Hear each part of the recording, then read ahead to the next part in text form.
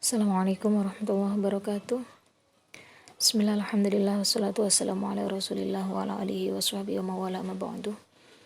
Teman-teman, hari ini pembahasan kita adalah tentang tafsir Al-Azhar karya Buya Hamka. Seperti biasa, yang kita bahas pertama adalah mengulik tentang biografinya, di mana seorang Buya Hamka ini lahir di Sungai Batang Maninjau, daerah Sumatera Barat, Minang ya, 17 Februari 1908 Masehi. Kemudian wafat pada tahun 1981. Jadi beliau hidup sekitar 73 tahun ya. Namanya Abdul Malik, namun lebih dikenal dengan Hamka, yang merupakan akronim dari namanya yang lengkap, yaitu Haji Abdul Malik bin Abdul Karim Amrullah. Ayahnya juga seorang ulama Islam yang terkenal, biasa disapa Haji Rasul, pembawa faham-faham pembaruan Islam di Minangkabau. Teman-teman bisa searching dan googling kalau ingin tahu lebih jauh tentang ayah beliau. Ibunya bernama Siti Sofia, ayah dari ibunya bernama Gelanggang Gelar Bagindo dan Batuah, atau kakeknya ya. Di kala muda, kakek Gelanggang terkenal sebagai seorang guru tari, nyanyian, dan pencak silat gitu. Jadi intinya ada darah seni yang mengalir dari kakeknya di dalam darah seorang Buya Hamka. Dari gelanggang itulah kemudian di waktu masih kecil Hamka selalu mendengarkan pantun-pantun yang berarti dan mendalam. Maka tidak heran kemudian nanti kalau kita melihat bahwa karyanya itu cukup bagus dalam penggunaan bahasa dan cukup tertata, serta kemudian kita akhirnya menemukan ada cara adabi di sana nantinya ya. Hamka mengawali pendidikannya dengan membaca Al-Quran di rumah orang tuanya saat mereka pindah dari Maninjau ke Padang Panjang pada tahun 1914.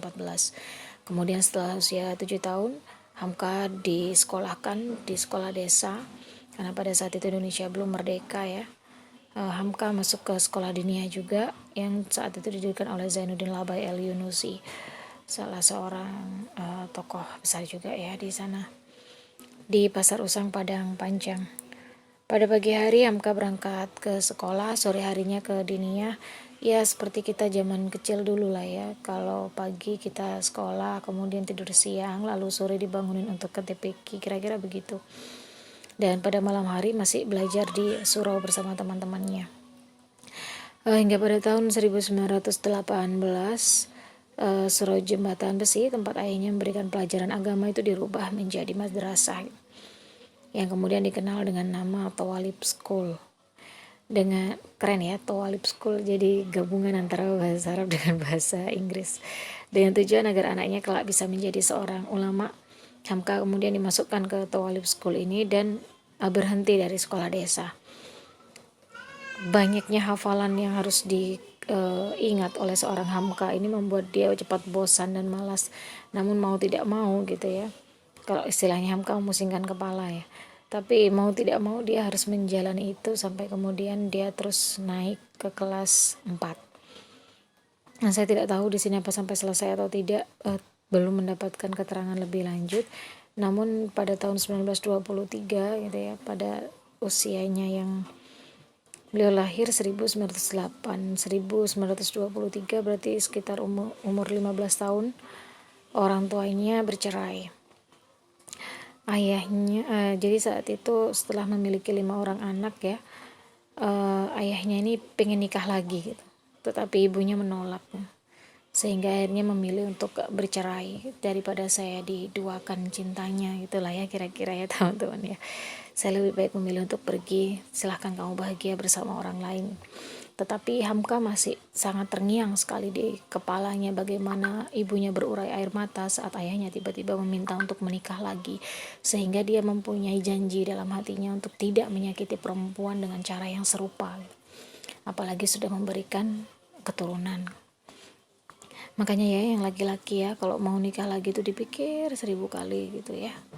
Jangan karena oh ya poligami ini dibolehkan dalam agama, kemudian kalian menggunakan dalil ini untuk meminta izin tanpa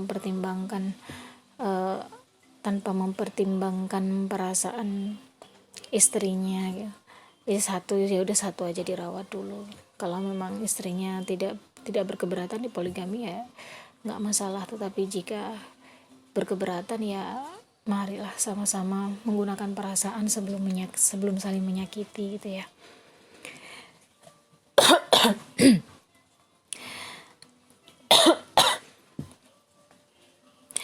Hingga kemudian setelah kejadian ini Hamka berniat untuk mencari ilmu ke daerah Jawa gitu. Namun ketika sampai di Bengkulan maaf ya.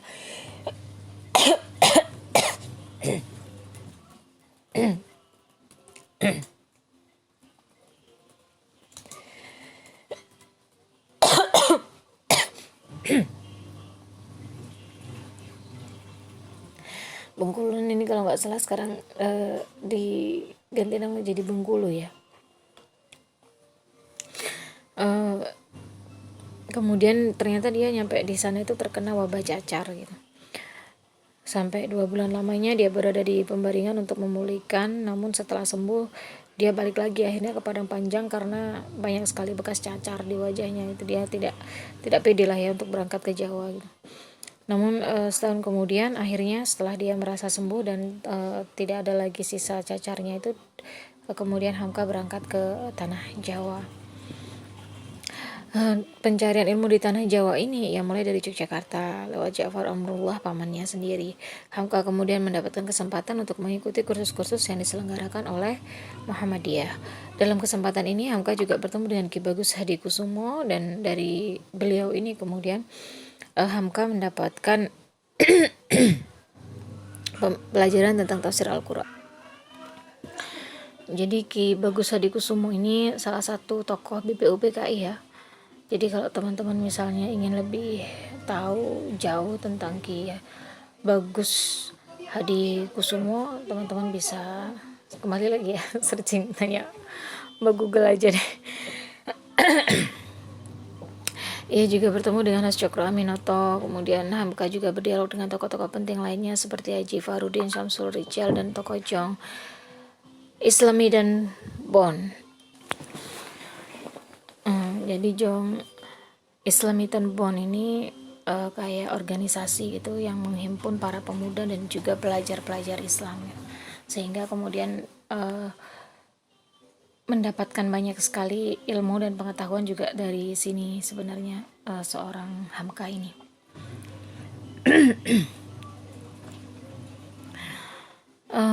Sebagaimana menurut pengakuannya bahwa Islam sebagai sesuatu yang hidup dan menyodorkan suatu pendirian dan perjuangan yang dinamis. Hamka kemudian pindah mencari ilmu di daerah Pekalongan kurang lebih selama 6 bulan. Di sana menetap di rumah menantu ayahnya, dan bahasanya Hamka ya, dia memperoleh jiwa perjuangan di sana gitu. Hingga pada usia 16 tahun Hamka mulai suka berpidato kemana-mana, dan pada usia 17 tahun ia kembali ke Minangkabau. Hingga pada awal tahun 1927 dia berangkat dengan kemauannya sendiri ke Mekah sambil menjadi koresponden harian.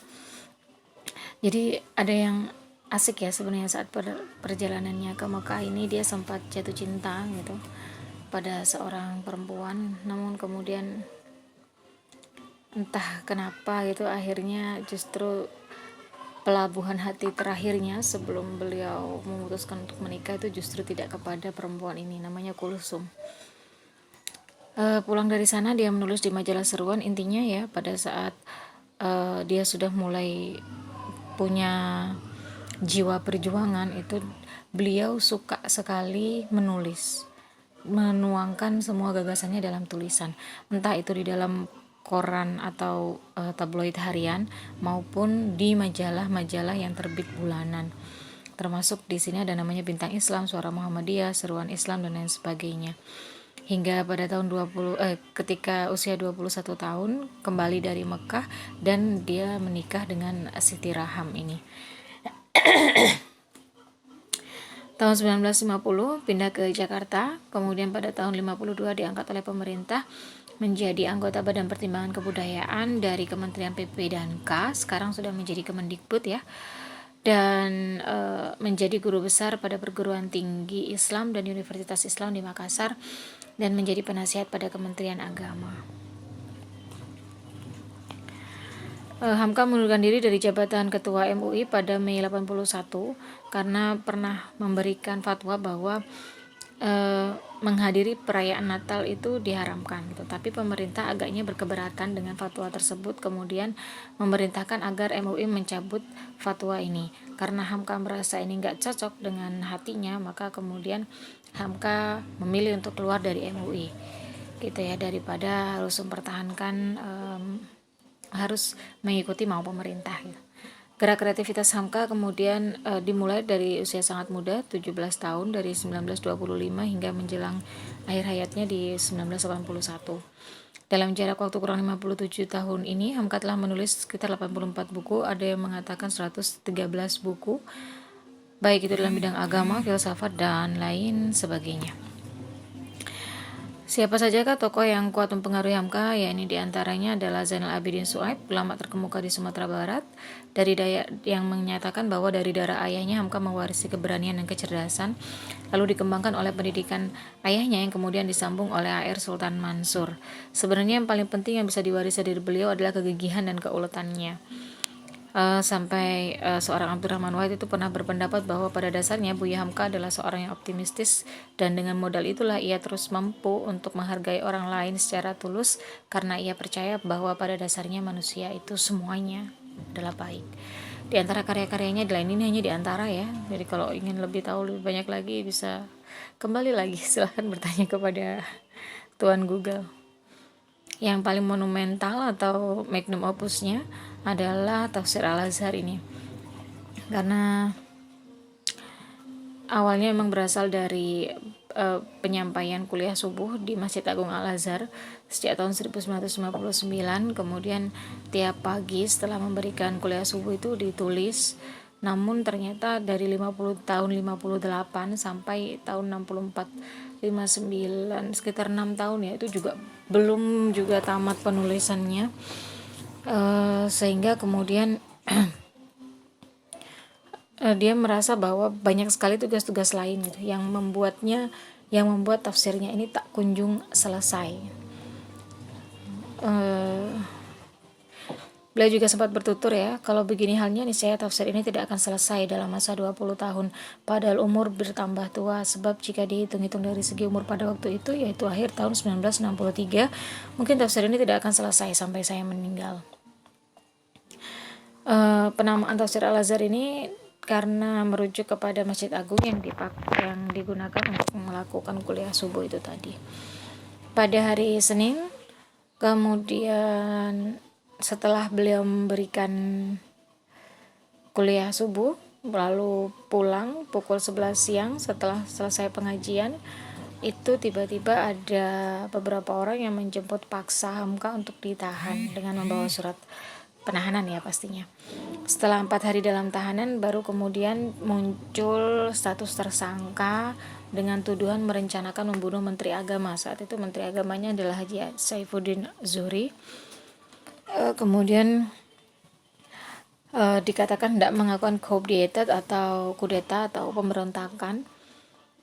Kemudian dianggap menghasut mahasiswa juga agar meneruskan pemberontakan Kartosuwiryo, Daud Beruh, M. Nasir, dan Syafruddin Prawira Negara, termasuk ini DITII itu juga ya. Allah rupanya menghendaki agar masa terpisah dari anak istri dan masyarakat 2 tahun dapat digunakan Hamka untuk menyelesaikan pekerjaan berat itu. Dan bagusnya 2 tahun 4 bulan di penjara itu bisa menyelesaikan tafsir Al-Azhar ini, hingga kemudian sebelum dipindahkan ke tahanan rumah ya, sebelum dinyatakan, kan di tahanan rumahnya itu 2 bulan, jadi 2 tahun 2 bulan itu menyelesaikan di penjara dan selesai sebelum dijadikan tahanan rumah. Semasa dalam tahanan rumah 2 bulan lebih, Hamka mempergunakan pula buat menyisip mana yang masih kurang gitu. Jadi setelah 2 bulan menjadi tahanan rumah, dia maksimalkan untuk melihat mana yang kurang, mana yang harus ditambahi gitu, sampai akhirnya benar-benar selesai, walaupun harus menyelesaikannya di balik terali besi. Ya itulah. Jadi dari sini kita bisa mengetahui bahwa metodologi penafsirannya adalah tahlili, di mana sesuai urutan mushaf ya. Kalau tartibnya tartib mushafi, ini tahlili karena memang ada 9 jilid, 30 juz lengkap. Jadi teman-teman kalau mau beli sekitar harganya 2 jutaan. Kemudian menyebut kriterianya ya, menyebut nama surah dan artinya dalam bahasa Indonesia, nomor urut surah dalam susunan mushaf, jumlah ayat dan tempat diturunkannya surah. Nanti akan saya kirim PDF jilid satunya untuk bisa melihat langsung apa yang saya sampaikan materi di sini itu contohnya bisa dilihat di kitabnya langsung. Mengelompokkan ayat-ayat dalam satu surat menjadi beberapa kelompok sesuai tuntutan subtema dari keseluruhan tema surat. Tapi ingat ya, bukan maudhu'i ya, tahlili. Memberi pendahuluan sebelum betul-betul masuk pada penafsiran atas ayat-ayat yang sudah dipenggal dalam satu kelompok ayat. Menafsirkan ayat per ayat dari satu kelompok ayat, memberikan butiran-butiran hikmah atas satu persoalan yang dianggapnya krusial dalam bentuk pointers. Memperkuat penjelasan dengan ayat-ayat dan riwayat-riwayat yang sepadan kandungannya dengan ayat yang sedang ditafsirkan. Menyuguhkan tafsir dalam kemasan bahasa yang mudah dipahami dengan sentuhan logika yang tidak sulit dicerna serta dilengkapi dengan pendekatan sosiokultural keindonesiaan. Makanya kemudian tafsir ini memiliki corak adabi ijtimai karena kemasan bahasanya dapat, kemudian sosiokulturalnya juga dapat di tafsir ini. Misalnya ketika membahas ayat pertama surah Al-Baqarah yang berupa huruf-huruf yakni alif lam mim. Ia katakan bahwa dalam Al-Quran kita akan menemukan beberapa surah yang dimulai dengan huruf-huruf seperti kaf, ha, ya, ayn, shad, alif lam mim ra, toha dan sebagainya. Pandangan para mufassir tentang huruf-huruf pembuka surah itu juga ditampilkan.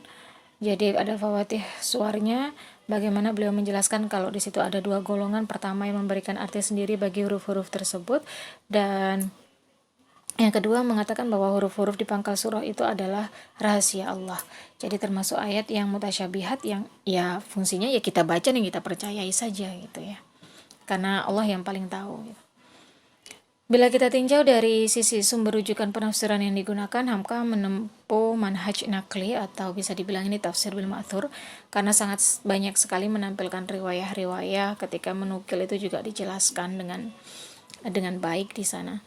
Tentang hal ini Hamka menulis pernah ditanyakan orang kepada sahabat Rasulullah, jadi dijelaskan ya gitu. Kemudian di sini juga kejadian serupa juga kita dapati ketika Hamka menerangkan ciri-ciri orang yang bertakwa. Gitu. Banyak riwayat memperkuat juga dengan banyaknya riwayat diantaranya dari Imam Ahmad, Imam Al-Baqardi, Ibnu Qoni dalam Majmu' As-Sahabah, lalu menyertakan juga kitab-kitab lain yang misalnya bisa mendukung apa yang disampaikan oleh Hamka tersebut. Dalam subhaluan tafsirnya, Hamka mengemukakan ketertarikannya terhadap beberapa karya tafsir, diantaranya tafsir Al-Manar. Tafsir ini menurutnya sebuah tafsir, jadi dia mengakui bahwa seatas pemikirannya, dia juga mendapatkan inspirasi dari beberapa karya tafsir yang sudah ada.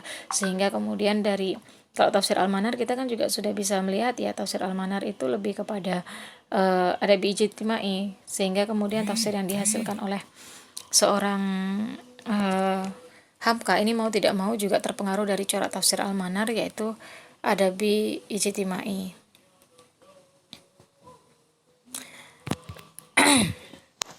Oke, sampai di sini saya ucapkan terima kasih kepada semua teman-teman yang sudah presentasi dan juga diskusi. Minggu depan kita akan mengadakan UTS-nya lisan. Saya harap bersiap dengan baik, karena nanti kelasnya ini soalnya ada 3 dan masing-masing kelas itu hampir mencapai 50. Sangat tidak memungkinkan kalau saya mengkoreksi dalam bentuk tulisan karena akan memakan waktu yang cukup lama. Jadi saya putuskan untuk melakukan ujian secara lisan saja, nanti melalui Google Meet. Link akan saya share minggu depan, dan nanti akan saya pilih secara acak, jadi tidak urut dari segi absensi. Jadi bisa jadi nanti yang paling akhir akan mendapatkan pertanyaan terlebih dahulu. Pertanyaannya juga acak, tergantung nanti teman-teman dapatnya pertanyaan yang apa.